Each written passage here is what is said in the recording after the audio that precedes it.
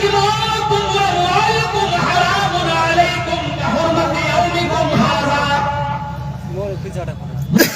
तुम्हारा खून और तुम्हारा माल एक दूसरे के ऊपर ऐसे ही हुर्मत वाला है जैसे आज का दिन अरफे का दिन हुर्मत वाला है। तो हुर्मत यौमिकुम हाज़ा, जैसे आज का दिन पाकीज़ा है, हुर्मत वाला है, इज्जत वाला है, जैसे तुम अरफा के दिन की इज्जत करते हो। हर मुसलमान अरफा के दिन की इज्जत करता है, 9 तारीख को रोजा रखता है, लगता है। अरफा का दिन इज्जत वाला दिन है। जो अरफा के दिन 9 तारीख का रोजा रखता है उसके 1 साल के अगले और 1 साल के पिछले गुनाह माफ कर दिए जाते हैं। इतना बड़ा इज्जत वाला दिन है। तो अल्लाह के नबी फरमाते हैं जैसे आज का दिन इज्जत वाला है ऐसे ही हर मुसलमान का खून इज्जत वाला है। कोई किसी को कत्ल नहीं कर सकता, कोई किसी को मार नहीं सकता है, कोई किसी को रुस्वा और जलील नहीं कर सकता है। और फिर खून के साथ साथ आपने एक जुमला और अदा किया, माल भी इज्जत वाला है। कोई मुसलमान किसी दूसरे मुसलमान का माल नाजायज तरीके से नहीं खा सकता। अरे सुनो यार, आज का खुतबा आपको बहुत सी चीजों की तरफ इशारा करेगा। मुआशरे में हमारे समाज में जो चीजें पाई जा रही हैं तमाम चीजों की तरफ आज इशारा होगा। अल्लाह के रसूल ने अपनी 23 साल जिंदगी का निचोड़, 23 साल नबी, 23 साल में आपने क्या क्या लोगों को बताया, उन तमाम चीजों का खुलासा इस खुतबे के अंदर पेश कर दिया। जैसे आज का दिन हुर्मत वाला है, इज्जत वाला है, फी बलदिकुम हाज़ा फी शहरिकुम हाज़ा, जैसे ये शहर, ये मक्का इज्जत वाला, मक्का कितना इज्जत वाला शहर है, और जैसे ये महीना कितना एहतराम वाला है, ज़िलहिज्जा का महीना, कुर्बानी का महीना। अल्लाह के नबी ने मुसलमानों के खून और माल की इज्जत और तकरीम कैसे बताई है कि जैसे तुम आज के दिन की इज्जत करते हो, इस शहर मक्के की इज्जत करते हो, और इस महीने की यानी कुर्बानी के महीने की ज़िलहिज्जा की इज्जत करते हो, ऐसे ही मुसलमानों के खून और मुसलमानों के माल की इज्जत भी करते हो।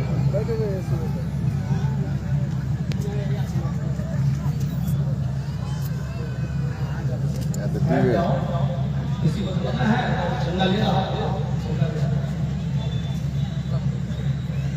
पहली चीज सुनते रहिए।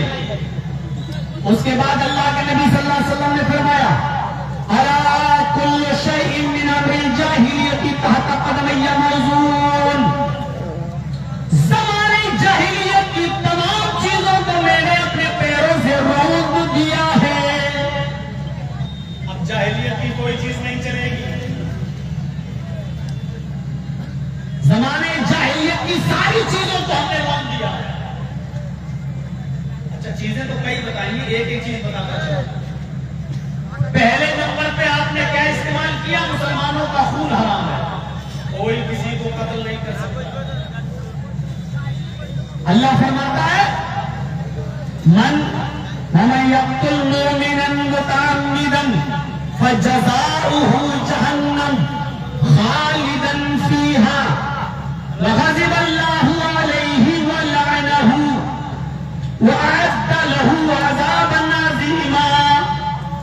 जो किसी मुसलमान, कोई मुसलमान अगर किसी मुसलमान को कत्ल कर दे, उसको मार दे, तो उसके लिए 5 सजाएं बताई हैं कुरान की आयत। उसके लिए 5 सजाएं हैं। बहुत से लोग ऐसे होंगे, और हमसे पूछो, हम तो ससुराल में रह चुके हैं, जेल में, हमें अच्छी तरीके से मालूम है कि कितने मुसलमान कत्ल के केस में आए हैं। हमसे ज्यादा इस मामले को कौन समझेगा। कुरान कहता है, अल्लाह फरमाता है, जो कोई किसी मुसलमान को, मोमिन को जानबूझकर आमदन कसदन कत्ल कर दे, जहन्नम, उसका ठिकाना, उसका इनाम क्या है, उसका बदला वो जहन्नम में जाएगा। पहली चीज, कहां जाएगा, जहन्नम में, समझते जाइएगा। दूसरा अज़ाब खालिदन फीहा,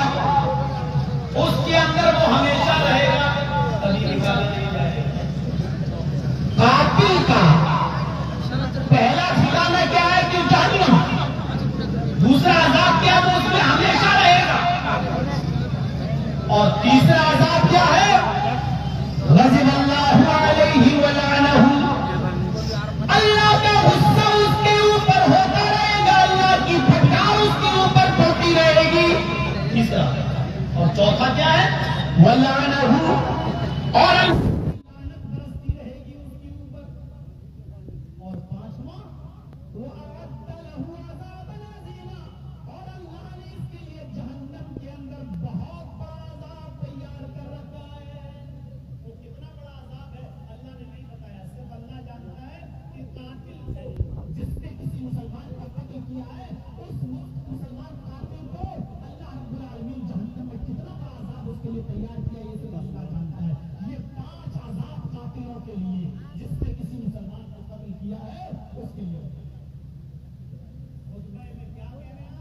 मुसलमान का खून इतना आसान नहीं है कि आप जब चाहेंगे किसी मुसलमान को गाली दे देंगे, जब चाहेंगे किसी मुसलमान को मां बहन की गाली दे देंगे, जब चाहेंगे आप किसी मुसलमान का मर्डर कर देंगे, जब चाहेंगे आप किसी मुसलमान का खून बहा देंगे। अल्लाह के नबी फरमाते हैं, सुनिए हदीस, अल्लाह के रसूल ने क्या फरमाया? ला यहिल्लु दमु मरिइन मुस्लिमिन, ला यहिल्लु दमु मरिइन मुस्लिमिन यशहदु अन ला इलाहा इल्लल्लाह व अन्नी रसूलुल्लाह इल्ला बिइहदा सलास, अत्तय्यिबु ज़ानी वन्नफ्स बिन्नफ्स वतारिकु लिदीनिही। 3 चीजों की तरफ इशारा किया। अल्लाह के नबी फरमाते हैं, किसी मुसलमान के लिए किसी मुसलमान का खून बहाना हलाल नहीं है। कोई मुसलमान के लिए किसी भी ऐसे मुसलमान का खून बहाना, उसका कत्ल करना जायज नहीं है, हलाल नहीं है। जो मुसलमान कलमा पढ़ता हो, ला इलाहा इल्लल्लाह कहता हो, इस बात का इकरार करता हो कि अल्लाह के अलावा कोई माबूद नहीं, और वो मुझे अल्लाह का रसूल मानता हो, वो अन्नी रसूलुल्लाह, और वो मानता हो कि मोहम्मद अल्लाह के रसूल हैं, ऐसे आदमी का कत्ल करना किसी मुसलमान के लिए हलाल नहीं, इल्ला बिइहदा सलास। हाँ, अगर इन 3 चीजों में से कोई एक चीज पाई जा रही है उस मुसलमान के अंदर, तो उसका कत्ल किया जा सकता है। वो 3 चीजें क्या हैं? इल्ला बिइहदा सलास। 3 चीजों में से कोई एक चीज अगर किसी मुसलमान के अंदर पाई जा रही है, तो फिर उस मुसलमान का कत्ल करना हलाल हो जाएगा, जायज हो जाएगा। लेकिन आपके लिए नहीं, हमारे लिए नहीं। जहां इस्लामी हुकूमत होगी वहां, जहां इस्लामी शरीयत नाफिज होगी वहां, वो 3 काम क्या है, या तीनों कामों में से कोई एक काम क्या है जिस पर मुसलमान का कत्ल करना जायज हो सकता है? 3 कामों में से पहला काम सुनिए, अस्सय्यिबु ज़ानी। सिना करना है। कोई शादीशुदा इंसान है, शादीशुदा, और वो जिना करता है, जिना कर लिया उसने, तो वो शादीशुदा इंसान को जिना में सबूत मिल जाने के बाद, 4 गवाह के इकरार के बाद, या उसके जुर्म कबूल कर लेने के बाद, अब उस मुसलमान आदमी का खून बहाना, उसको कत्ल करना हलाल है।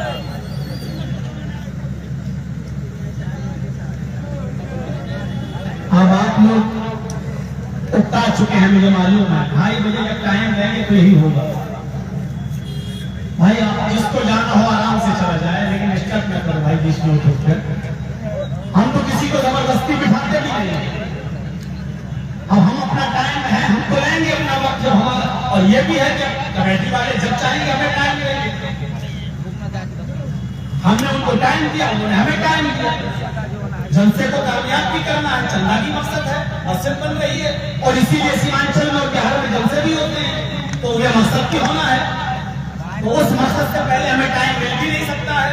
तो आपको सबकी मजबूरियां समझना है, जलसे वालों की अपनी मजबूरी है। ये जलसे वाले ये नहीं चाहते कि जल्दी साहब को 2:30 बजे बिठाना जाए, लेकिन इनकी अपनी मजबूरी है। और मुझे अगर 8 बजे 9 बजे टाइम दे दें, तो आप लोग मेरे पास फिर बैठने दोबारा नहीं करेंगे, किसी को सुनेंगे नहीं। तो इनकी भी अपनी एक मजबूरी है। तो आपको सबकी मजबूरियां समझना है, जैसे हम सबकी मजबूरी समझ रहे हैं। मेरे भाइयों सुनिए, शादीशुदा इंसान, कुंवारे लोग बच गए, यहाँ जितने कुआरे होंगे वो सोच रहे हैं हम बच गए। हमारा कत्ल वाजिब नहीं है, हमारा कत्ल हलाल नहीं है। कत्ल तो हलाल नहीं है, लेकिन कुआरा आदमी जिसकी शादी नहीं हुई है उसको अगर सही सजा मिल जाए तो वो भी बिल्कुल मरने के करीब पहुंच जाएगा। 100 कोड़े, वो भी चमड़े का कोड़ा हो और पीठ नंगी हो,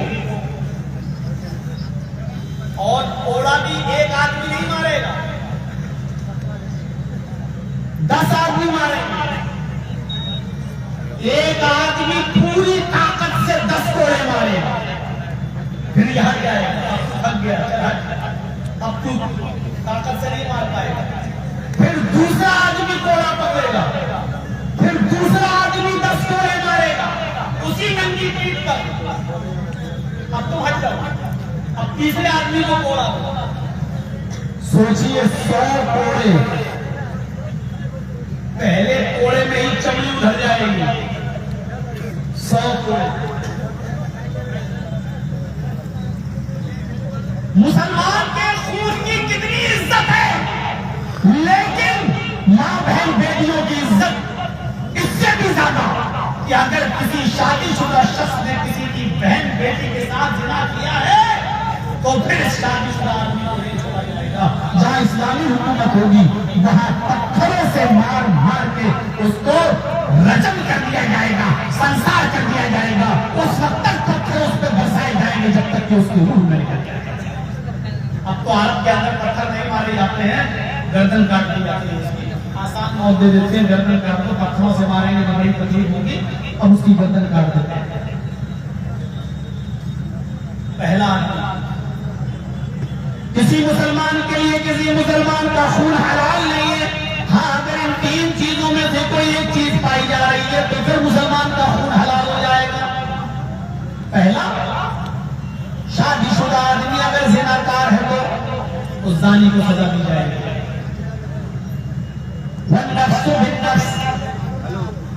अगर जर्जीस ने किसी मुसलमान को मारा है तो बदले में जर्जीस को भी मारा जाएगा, खून के बदले खून। अगर किसी ने किसी को कत्ल किया है तो मकतूल के बदले में कातिल को भी कत्ल किया जाएगा। इस मुसलमान आदमी का भी खून हलाल है क्योंकि इसने किसी का कत्ल किया, बदले में इसको भी कत्ल किया जाए, अब इसका भी खून जायज है।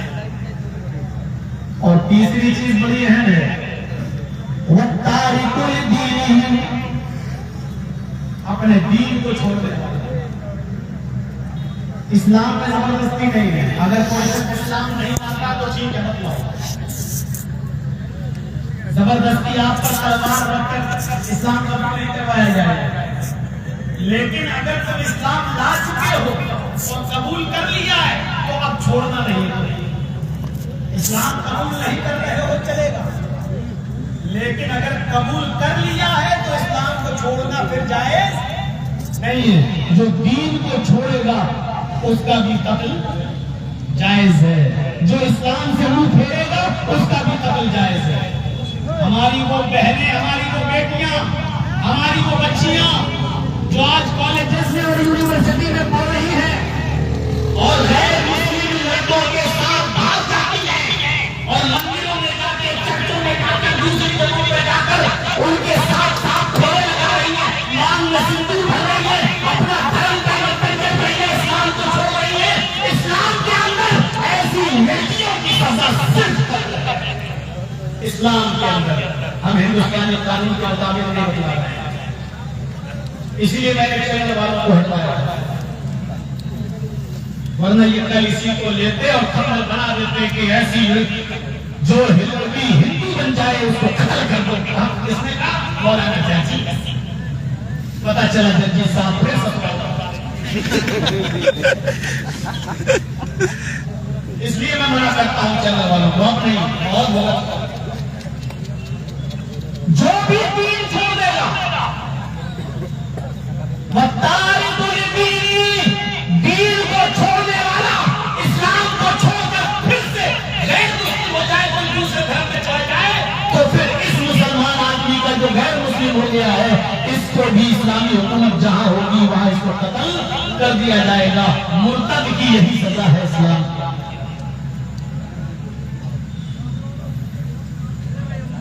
आसान है कि वो पूरी लेकिन ये आसान नहीं बहुत कि जगह कोई मुसलमान का खून करे। यानी अल्लाह चाहता है कि एक मुसलमान का खून अगर किसी ने बहा दिया तो हम पूरी दुनिया को तबाह बर्बाद कर दें। ये अल्लाह के लिए आसान है। लेकिन वो ये नहीं चाहता कि किसी एक मुसलमान का भी खून बहाया जाए। ज़वालुकुम अहवनु अलल्लाहि मिन क़त्ल मुमिन, एक मोमिन के खून से ज्यादा अल्लाह के लिए ये आसान है कि पूरी दुनिया को अल्लाह को बर्बाद कर। एक मुसलमान के खून का एहतराम देगा।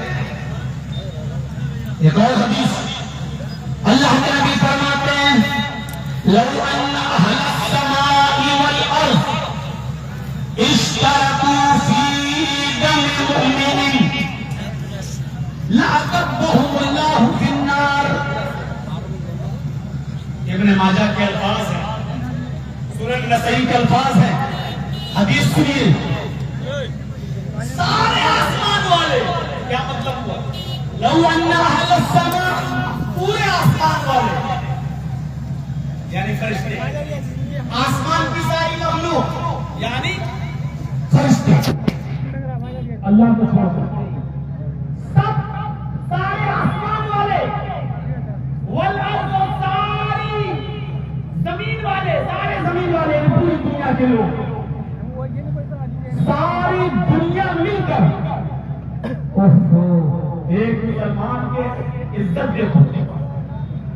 सारी दुनिया के इंसान मिले और आसमान के सारे फरिश्ते मिल जाए, इश्तरकू फी दम मुमिन, और सब मिलकर एक मुसलमान को कत्ल कर दें। एक मोमिन को खून बहा दें बिना किसी गलती के, बिना किसी गलती के एक मुसलमान का एक मोमिन का कत्ल कर दे तो अल्लाह ताला एक मोमिन को, एक मुसलमान को मारने के जुर्म में लअक़ब्बहुमुल्लाहु फिन्नार, अल्लाह आसमान के फरिश्तों को भी जहन्नम में डाल देगा और सारी दुनिया वाले, सारी दुनिया की इंसानियत को जहन्नम में डाल देगा। ये एक मुसलमान के खून का एहतराम है। अल्लाह के नबी फरमाते हैं, अगर फरिश्ते भी एक मुसलमान के खून में शामिल हो जाए और जमीन वाले भी एक मुसलमान के खून में शामिल हो जाए तो अल्लाह उन सबको जहन्नम में डाल देगा। उलमा बैठे, पूछो अक़ब्बहु कहाँ है? अल्लाह ऐसे नहीं फेंक देगा, मुंह के बल जहन्नम में डाल देगा, औंधे मुंह उल्टा करके उन सबको जहन्नम में फेंक देगा। ये है मुसलमान के खून का एहतराम, यह है मुसलमान के खून की इज्जत। अल्लाह के नबी फरमाते हैं, यकीनुल कातिल वल मक़तूल यौमल क़यामती मुतअल्लिकुन बिरास साहिबी। क़यामत के दिन कातिल और मक़तूल दोनों अल्लाह के सामने खड़े होंगे। क़यामत के दिन कत्ल करने वाला और जिसको कत्ल किया गया दोनों अल्लाह के पास खड़े होंगे। मुतअल्लिकुन बिरास साहिबी, जिसको कत्ल किया गया वो कातिल की गर्दन पर सवार हो जाएगा, उसके सर के बाल पकड़कर खींच कर उसको लेकर आएगा। मक़तूल कातिल को खींच कर लाएगा, अल्लाह के सामने लाकर खड़ा कर देगा। यक़ूल, और फिर अल्लाह से कहेगा,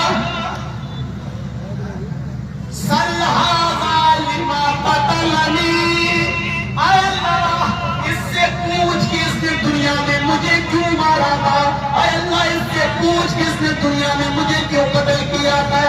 रब्बी सल हाज़ा लिमा क़तलनी, आय अल्लाह इससे सवाल कर इसने दुनिया में मेरा मर्डर क्यों किया था, मेरी बीवी को बेवा क्यों किया था, मेरे बच्चों को यतीम क्यों बनाया था। इससे पूछ, ये है मेरा कातिल, इसने मुझे मारा, इसने मुझे क्यों मारा था, इससे पूछ, मुझे तो नहीं मालूम, इससे पूछ। पहली चीज, अभी कत्ल के ऊपर और भी बोला जा सकता है, लेकिन मुझे कई चीजें बताना है आपको, इसलिए शॉर्टकट में अब आगे चलिए। इन्ना दिमाअकुम, मुसलमानों का खून तुम्हारे ऊपर हराम है, किसी का नहीं बहा सकते।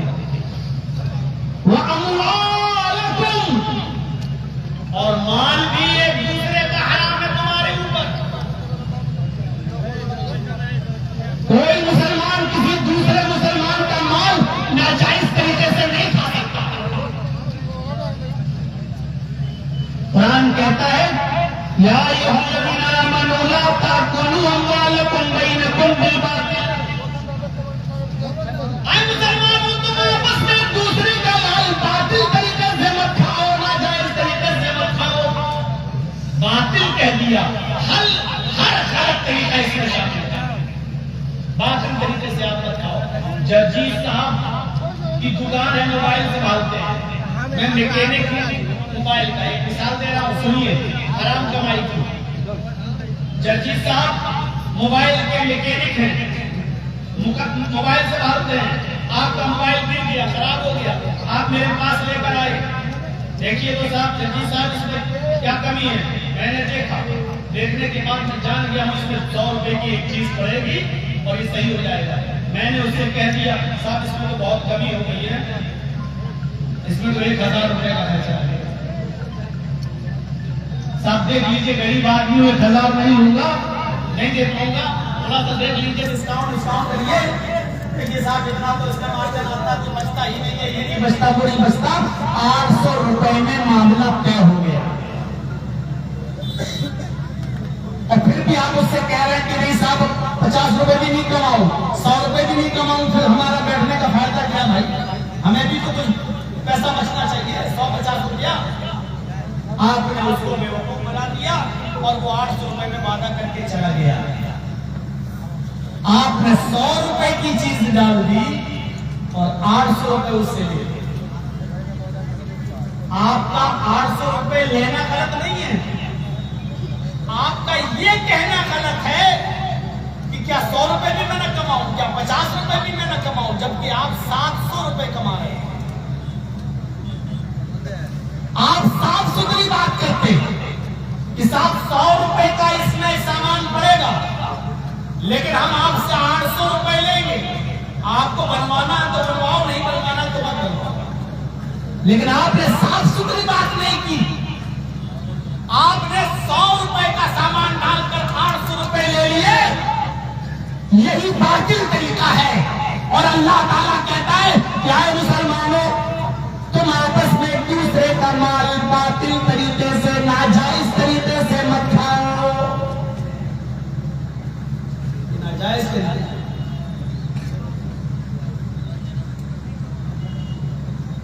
एक सरकारी स्कूल है, सरकारी स्कूल में मेरी नौकरी लगना है, नंबर अब मेरा है, भला आदमी रिटायर होगा तो उसके बाद अब नंबर जर्जीज का है, लेकिन जर्जीज के पास पैसा नहीं है, नंबर है इसका, कायदे से नंबर के मुताबिक मैं उस हकदार हूं उस नौकरी का, लेकिन मेरे विरोधी ने 20 लाख रुपए रिश्वत देकर प्रिंसिपल को या सदर को सरकारी नौकरी ले ली और प्रिंसिपल ने ये कह दिया साहब स्कूल को जरूरत थी, मदरसे को जरूरत थी, इसलिए हमने ले लिया है और अब आपको बाद में मौका दिया जाएगा। आपने हकदार को हक मार दिया और जिसका हक नहीं था उससे 20 लाख रुपए रिश्वत लेकर 25 लाख रुपए रिश्वत लेकर आपने उसको नौकरी दे दी।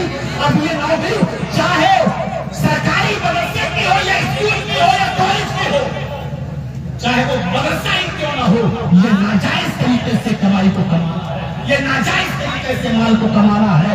इसी को अल्लाह ने कहा ला ताकुलू अम्वालकुम बैनकुम बिल बातिल, ऐ मुसलमानों तुम आपस में एक दूसरे का माल नाजायज तरीके से मत खाओ, बातिल तरीके से मत खाओ। ये बातिल तरीका है, स्कूलों में भी चलता है, मदरसों में भी चलता है, चुनाव में भी चलता है, इलेक्शन में भी चलता है। जो हकदार है उसका हक मार लो, जो गैर हक वाला है उसको हक दे दो, उसको कुर्सी पर बिठा दो। जिसका नंबर है उसका नंबर काट दो, जिसका नंबर ना हो उसको नंबर पहले नंबर पर ले आओ। ये तमाम चीजें बातिल हैं, हराम है, सरासर हराम है।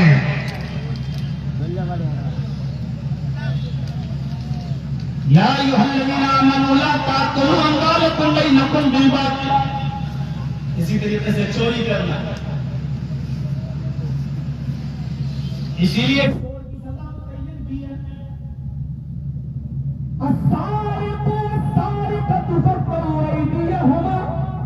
चोरी करने वाला मर्द हो या चोरी करने वाली औरत हो, जो भी चोरी करते हुए पकड़े जाए उनका हाथ काट डालो।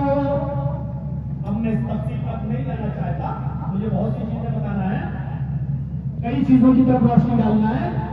कितनी चोरी पे हाथ काटा जाए, कितना हाथ काटा जाए, कौन सा हाथ काटा जाए, इस तफसील से थोड़ा सा हटकर मैं सिर्फ ये बताता हूं कि चोरी को नाजायज करार दिया है, क्योंकि चोरी में भी कोई आदमी नाजायज तरीके से माल को कमाता है। किसी ने बड़ी मेहनत से माल कमाया और आपने झटके में उसकी चोरी कर ली और उसके माल को आपने अपने कब्जे में ले लिया, चुपके से उसको पता भी नहीं चला। इसीलिए अल्लाह के नबी ने फरमाया कि कुरान कहता है, अल्लाह ताला ने फरमाया, चोरी करने वाले मर्द और चोरी करने वाली औरत का हाथ ही काट डालो, चाहे वो मर्द हो या औरत। धोखा देकर पैसा कमाना, धोखा देना भी हराम है। जगजीत साहब बहुत बड़े डॉक्टर हैं, हॉस्पिटल चला रहे हैं, मरीज आया, हमने उसको एडमिट कर लिया, घर वालों से बता दिया स्थिति बहुत खराब है, उसके का इलाज करो। कहा साहब आईसीयू में इसको ऑक्सीजन सही नहीं मिल रहा, इसको वेंटिलेटर पे रखा जाएगा। घर वालों ने कहा साहब कोशिश करो, जो भी हो सके करो, वेंटिलेटर पर रख दिया। जगजीत साहब ने उसको वेंटिलेटर पर रखा, 2 दिन सही रहा, 2 दिन के बाद वो मर गया। हमें मालूम, हम डॉक्टर हैं, हम जानते हैं कि मरीज मर गया, लेकिन चार्ज बढ़ाने के लिए उसको फिर भी 2 दिन और हॉस्पिटल में रख रहे हैं, क्योंकि ऑक्सीजन हलक के मुंह के रास्ते से जब लंग्स में जाता है तो पेट ऐसे फूलता रहता है।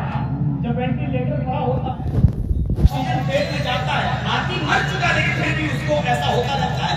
तो मरीज का रिश्तेदार ये समझता है कि हमारा आदमी अभी जिंदा है, अभी मरा नहीं है, और डॉक्टर यही दिखाकर 2-3 दिन वेंटिलेटर पर रखा रहता है और 50,000 रुपए रोज के हिसाब से बिल बढ़ाता रहता है, जबकि डॉक्टर को मालूम है कि मरीज मर चुका है। मेरे भाइयों, ये धोखा देकर पैसा कमाना इस्लाम में ये भी हराम है, और शरीयत ने साफ तौर पे कहा है, मन गश्शा फलैसा मिन्ना, जिसने किसी को धोखा दिया वो हम में से नहीं। धोखा कोई भी हो, किसी लड़के का लड़की के साथ मंगनी रखी है, रिश्ता लगा, शादी की बात तय हो गई, लेकिन कोई और अमीर घर की लड़की मिल गई और खूबसूरत और पढ़ी लिखी लड़की मिल गई, तो इस लड़की का इल्जाम लगाकर उल्टा सीधा बातें बोलकर रिश्ता तोड़ देना और दूसरी लड़की के साथ निकाह कर लेना और पैगाम भेज देना और शादी कर लेना, ये धोखा देना है। और हर धोखा देने वाले के बारे में अल्लाह के नबी कहते मन गश्शा फलैसा मिन्ना, जिसने किसी को धोखा दिया वो मुझ में से। तो आप नाजायज तरीके से माल भी नहीं कमा सकते, यतीमों का हक उठा लेना। अच्छा, कितने लोग यहाँ से बैठे हैं, हाथ उठवाऊंगा तो शर्म की वजह से बहुत तो उठाएंगे नहीं। कितने ऐसे लोग हैं जिन्होंने वसीयत कर दी है आज अपने घर वालों को कि मेरे मरने के बाद, मेरे 4 बेटे हैं, 3 बेटियां हैं, मेरे मरने के बाद शरीयत के मुताबिक, कुरान और हदीस के मुताबिक बेटे और बेटियों को अल्लाह उसके रसूल की शरीयत के मुताबिक किताब और सुन्नत की रोशनी में सबका बंटवारा कर देना, जो जिसका हक बनता है वो दे देना। आपके घर में रहने वाली आपकी बहन बाप के मरने के बाद वो बेटी है, वो अपने बाप की विरासत से भी हिस्सा पाएगी, और आपके बेटों को जो बदला मिलेगा। भाइयों के मरने के बाद भाइयों की जायदाद, जमीन, घर और मकान और माल में से भी उसकी बहन वारिस होगी। कितने लोग ऐसे हैं जिन्होंने अपनी बेटियों का हक अदा किया है और कितने भाई ऐसे हैं जिन्होंने अपनी बहनों का हक अदा किया।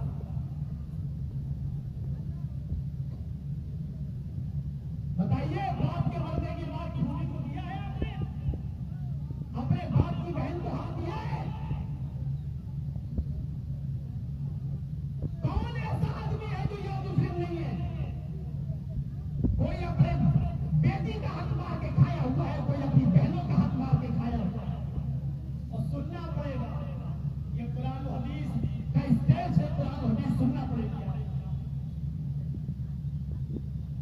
उस खुतबे में आपने यही तो बताया था कि कोई किसी का माल हम तरीके से नहीं खाएगा, तुम्हारा खून और तुम्हारा माल एक दूसरे के ऊपर हराम है।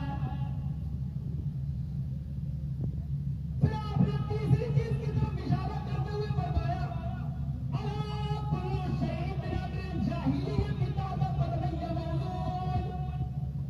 ज़माने जाहिलियत की सारी चीजों को मैंने अपने पैरों से रौंद दिया है। अब कोई भी शख्स ज़माने जाहिलियत की बातों को नहीं दोहराएगा, ज़माने जाहिलियत के कामों को नहीं करेगा। अल्लाह के नबी अभी फरमाते हैं कि हमने जाहिलियत के सारे कामों को खत्म कर दिया, लेकिन फिर भी 4 चीजें ऐसी हैं जो ज़माने जाहिलियत से चली आ रही है, मेरी उम्मत उनको कयामत तक नहीं छोड़ेगी। वो चीजें गलत है लेकिन मेरी उम्मत नहीं छोड़ेगी। अरबान फी उम्मती मिन अम्रिल जाहिलियती ला यतरुकूनहुन्ना। 4 चीजें हैं तो खराब, हैं तो गलत, लेकिन मेरी उम्मत उन 4 चीजों को कभी नहीं छोड़ेगी। वो 4 चीजें क्या हैं? अल फख्रु फिल अहसाब, अपनी बिरादरी, अपनी कौम, अपने हसब पर फख्र करेगी। आज होता है ना, मैं खान हूं, मैं पठान हूं, पठान का बच्चा हूं,